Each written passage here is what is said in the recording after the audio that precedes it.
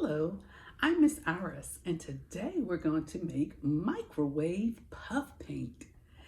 So what you'll need for that is a cup of flour that I've already have here pre-measured. It can be self-rising or just regular flour, because we're also going to put in a teaspoon of baking powder, which is going to make your paint picture puff, and a teaspoon of salt. To make the colors, then you can use any type of food coloring that you might have here. You need plastic Ziploc bags, the small ones, the snack size, and you need rubber bands to tie them off. So, and of course water. Let's not forget your water. And your pitcher.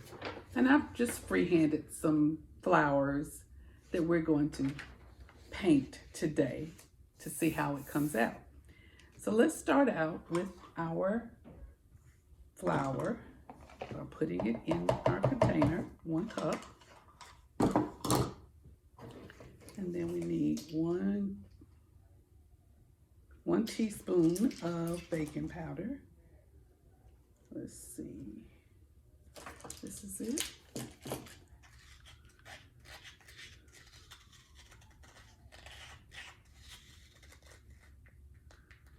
1 teaspoon of baking powder, and then 1 teaspoon of salt.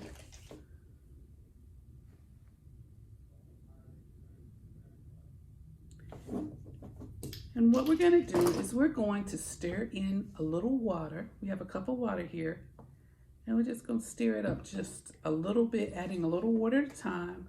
And we're going to stir it up all together really well. We want the consistency to be like a pancake batter. Have you ever made?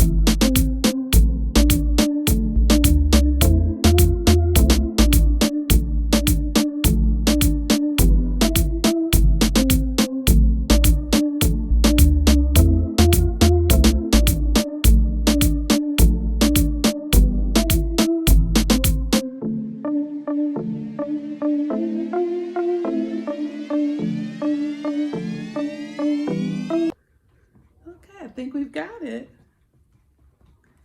You see about what consistency it is? And what we're going to do is just divide up this batter into the snack Ziploc bags so that we can add a different color to each bag. Okay. So we're done with that. So let's take a baggie and begin adding a little bit of the batter. That's making our puff paint, and then let's add blue. Okay. And make sure that we Ziploc it really well so we won't have a mess. And this is the fun part here. Wacky Wednesday. It's always got to be something Wacky Wednesday. Kind of wacky on Wednesdays. So we're going to see what color blue we get.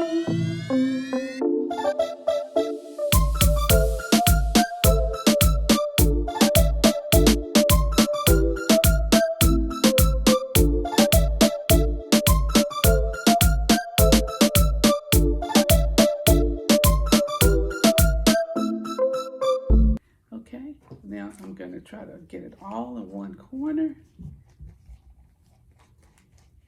and add a rubber band. And I need to get some scissors, and I'll get up and get those because I forgot to bring them to the table, because we're going to have to snip that corner when we start painting our flowers. And you can do any kind of picture you want. You can freelance a picture like I did, or you can take a picture out of so this is one done. You can take a picture out of a coloring book that you already have. Just need to make sure you have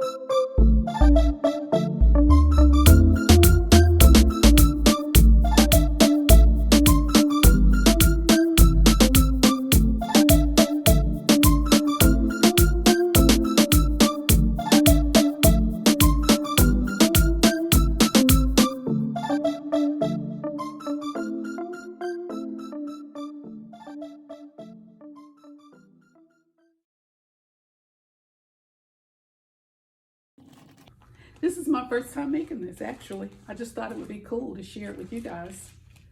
Because you can look at me now, but of course you can do this anytime. This is a great, great rainy day activity. And it happens to be raining today. So this is our last tie off. And let me get my scissors. Give me just a second to get my scissors. And let's put my colors in front of me. Scissors. Okay, we're gonna cut these. I'm gonna just cut one at a time. So I'm gonna just snip it here. Ooh.